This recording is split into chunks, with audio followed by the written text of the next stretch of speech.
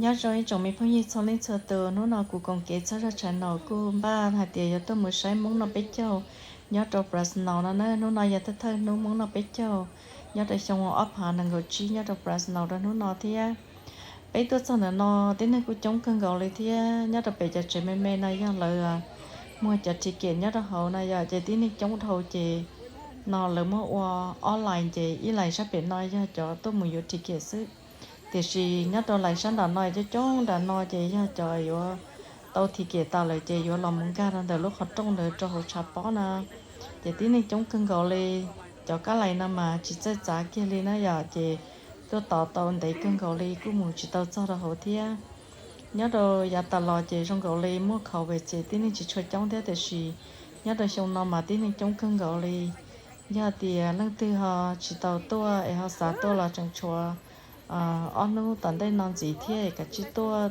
còn bé châu để xong nó ý xong mấy rau xin nó để trái trồng phong như cho nên cho tụ bên cạnh một sai hậu sai lại qua lò rèn bảo lý trà thế này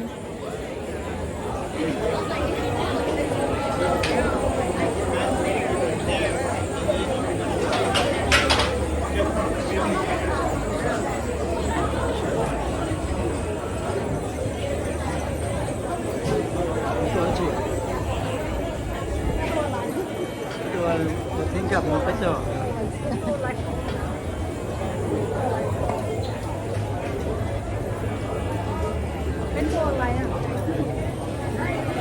Cái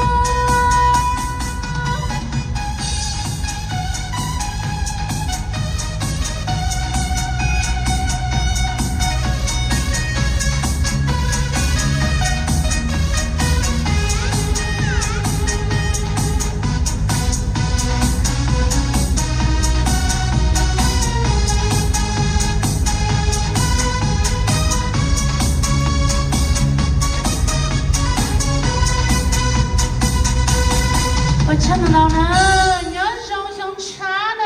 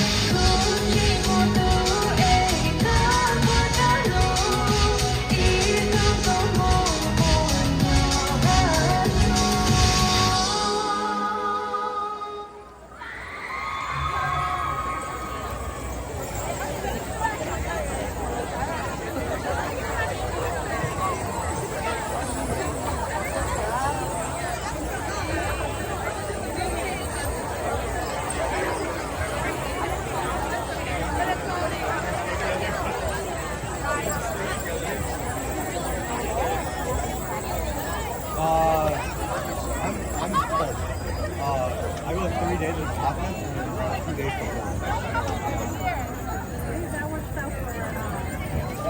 Yeah. Yep. And the good thing is like I don't have set days to go to them. It's just like as long as I'm in the office 3 days, they don't care what they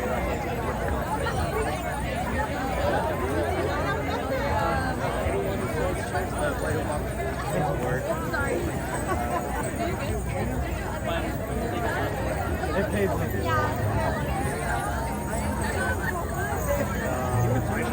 I don't like it because then like, so I'm an account payable specialist. So all I do is literally make sure invoices are correct, and make sure the text is put out checks and things like that. Yeah. What I do is I do is video. This is only. So once you learn the steps, it's like it's pretty good.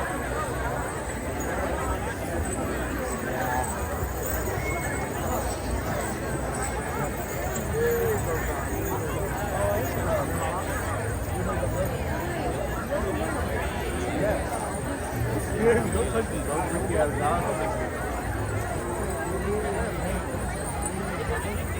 I'm giving me more ideas. He's like,